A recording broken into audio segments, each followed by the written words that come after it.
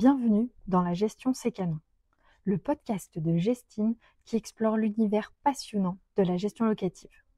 Je me présente, je suis Aglaé, assistante en gestion locative et la fidèle mascotte de Gestine.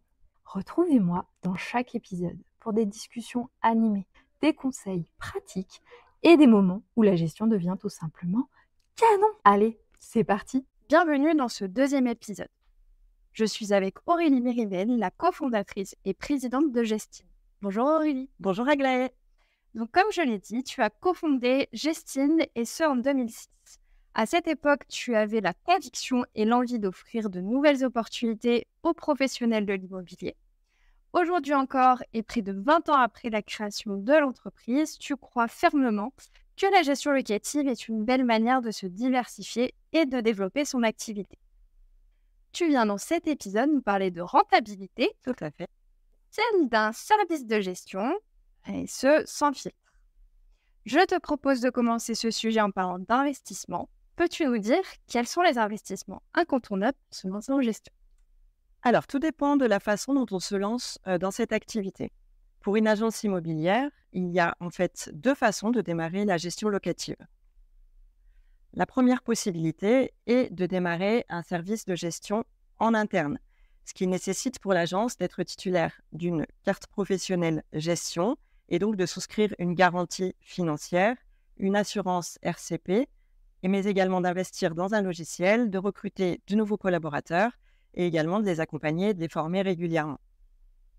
La seconde possibilité, c'est d'opter pour l'externalisation de la gestion, ce qui permet de proposer ce service à ses clients sans aucun investissement.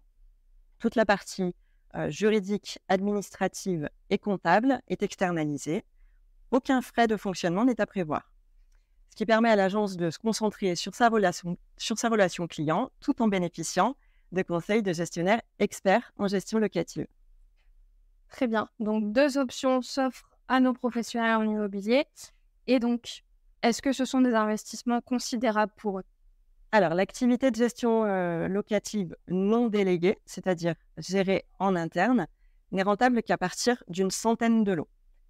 En cause, les investissements nécessaires en termes d'outils et d'équipes, sans compter le temps nécessaire au pilotage global du service, à la gestion des absences, des congés, éventuellement du turnover auquel on peut être confronté.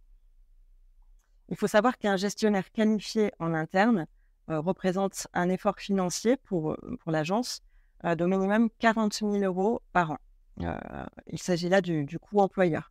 Le coût global donc pour le fonctionnement de ce service en interne est environ de 50 000 € par an. Donc oui, c'est un investissement considérable et surtout non rentable sur ce format-là les premières années. Alors qu'en réalité, en gestion déléguée, on peut proposer la gestion locative de façon rentable dès le premier lot, dans la mesure où aucun investissement n'est à faire. On fait également un gain de temps très très important, ce qui permet de se concentrer sur sa relation client. Il y a tout de même une organisation à prévoir en interne, bien sûr, pour la gestion des mandats, des annonces, des visites et la constitution des dossiers clients. Donc oui, donc on comprend bien, les investissements sont considérables, ça demande aussi beaucoup de temps aux professionnels en immobilier donc, de se lancer en interne, bien entendu, et qui a donc cette super solution qui est la gestion déléguée. L'un comme l'autre, quels sont les revenus issus d'un service de location et de gestion ?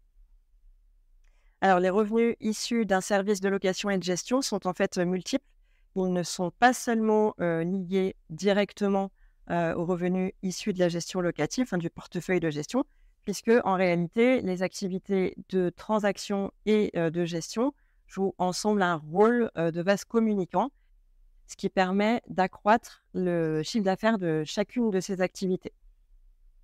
À titre d'exemple, un portefeuille de gestion, c'est du stock pour la vente, ce qui permet donc d'augmenter son chiffre d'affaires en transaction. Proposer la gestion locative, ça permet aussi de proposer un service complet à ses clients investisseurs en les accompagnant après leur achat, ce qui développe, ce qui fait grandir le portefeuille de gestion de biens. Et surtout, le revenu généré par la gestion est un revenu qui est récurrent, ce qui est un atout d'une importance capitale pour une agence, d'autant plus quand le marché se tend, comme on a pu le voir ces derniers mois. La gestion locative permet de traverser les cycles de tension du marché de façon beaucoup plus sereine, puisque en fait la gestion bénéficie d'une vraie résilience conjoncturelle, contrairement à la transaction qui, elle, est fragilisée pendant ces périodes. Autre avantage très fort également du côté financier, c'est la valorisation du fonds de commerce. La valorisation du fonds de commerce se fait principalement via un service de gestion, puisque la gestion locative se valorise au minimum à 2,5 fois le chiffre d'affaires annuel de la gestion et à 1 an de chiffre d'affaires sur la transaction locative. Donc, pour simplifier, on peut considérer qu'en moyenne, on revend un parc de gestion à environ 1 000 € le lot. Alors, il s'agit bien sûr d'une moyenne, tout dépend du niveau de loyer du parc. On parle des agences immobilières, mais les mandataires indépendants peuvent eux aussi développer un portefeuille de gestion en partenariat avec une nourrice. En tout cas, pour les nourrices qui le proposent, comme c'est le cas pour Gestine, car toutes ne le font pas. Les mandataires peuvent donc valoriser leur fonds de commerce, tout comme une agence, afin de pouvoir céder ce fonds de commerce le jour où ils cessent leur activité. Alors, il y a quelques spécificités techniques et juridiques supplémentaires pour la valorisation du fonds de commerce d'un agent commercial. Certaines nourrices comme Gestine ont mis en place des solutions pour que les agents commerciaux bénéficient eux aussi de tous ces avantages. Super, donc en effet, oui, ça permet à ces mandataires de se lancer tout en restant indépendants et garder cette indépendance qui leur est propre. Est-ce qu'il est difficile du coup d'être rentable lors du lancement d'un service de gestion, que ce soit en particulier lorsqu'on se lance en interne? Oui. On en a parlé en cause les investissements annuels à faire sur ce service. Donc, d'autant plus lorsqu'on démarre ce service au profit de nos clients, il est impossible que celui-ci soit rentable, encore une fois, quand il est accompli en interne par l'agence. La solution, la vraie solution pour que la gestion locative soit rentable et sans contrainte dès le premier lot, c'est de l'externaliser. Donc, il me semble que tu l'as dit un petit peu plus tôt, c'est aux alentours de 100 lots, si je comprends bien, qu'un service de gestion en interne est rentable. C'est bien ça? Un service de gestion en interne, oui, effectivement, commence à être rentable à partir d'une centaine de lots.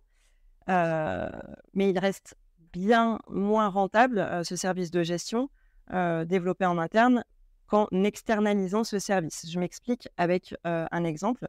Donc, si on part sur un loyer moyen de 600 € par mois, avec une centaine de lots, en interne, le chiffre d'affaires de l'agence va tourner autour de 100 000 €. Ce qui commence à générer un revenu intéressant, c'est vrai, mais comme vu ensemble, les charges sont de l'ordre de 50 000 € par an. Il va donc rester au final 50 000 € de disponibilité au profit de l'agence sur le chiffre d'affaires global. Alors qu'en passant par l'externalisation de ce service, l'agence disposera au final de 75 000 €, c'est-à-dire 25 000 € de plus avec toute la gestion d'un service en interne en moins et plus de rémunération. Donc, c'est un choix stratégique assez simple, assez évident, en effet. Oui. Très bien. J'ai aussi eu tendance à avoir 100 à 150 lots dans son portefeuille. Se lancer en gestion, c'est pas rentable, sauf si on choisit la solution de l'externalisation. Oui, tout à fait. Donc, on commence à être rentable en interne à partir d'une centaine de lots, mais même avec 150 lots, l'externalisation est encore le choix le plus intéressant. Alors, si tant est que le prestataire en nourrice vous verse 50% sur les honoraires de gestion, comme le fait Gestine à partir de 100 lots. Et en quoi est-ce que la nourrice en gestion locative est-elle la solution parfaite pour tous les professionnels dans l'immobilier aujourd'hui? Et oui, c'est la solution pour proposer ce service complémentaire à nos clients, tout en valorisant fortement son fonds de commerce. Donc, pour résumer ce qu'on s'est dit, pas d'investissement au départ, tout en étant formé et accompagné par son partenaire externe de gestion. On bénéficie d'une grande sérénité dans le quotidien car on n'est pas soumis aux absences, aux congés, à la gestion du turnover. Et tous les aspects administratifs, juridiques et comptables sont gérés par la nourrice. On a à notre disposition des gestionnaires experts qui sont formés régulièrement et qui sont réactifs. Et on a accès à toutes les informations concernant ses clients très facilement à l'aide d'un espace extranet accessible 24 heures sur 24 et qui est très complet. Et enfin, on bénéficie d'une bien meilleure rentabilité financière et ce dès le départ, mais également à partir de 150 lots et au-delà. Parfait. Donc, pour résumer, se lancer en gestion locative, c'est possible pour tout le monde, tout professionnel en immobilier et surtout ceux qui n'ont pas la carte G, grâce à la solution de la nourrice en gestion locative, qui est un gain de temps, un gain d'argent et surtout une grande sérénité dans le lancement de cette activité. Est-ce que j'ai bien résumé ça? C'est très bien résumé, Aglaé. Parfait. Eh bien, merci beaucoup Aurélie. Merci pour toutes ces explications bien claires, mais également ta participation dans ce second épisode montrant que la gestion, c'est vraiment canon. Merci à toi. Dans le prochain épisode, j'aurai le plaisir d'accueillir Samy Félix Picard, un agent immobilier qui, à l'écoute d'une cliente très fidèle, s'est lancé justement en gestion locative grâce à la nourrice en gestion. Il a profité d'une rentabilité justement qui lui a été immédiate et sa cliente est satisfaite de son accompagnement. Une véritable success story à ne surtout pas manquer.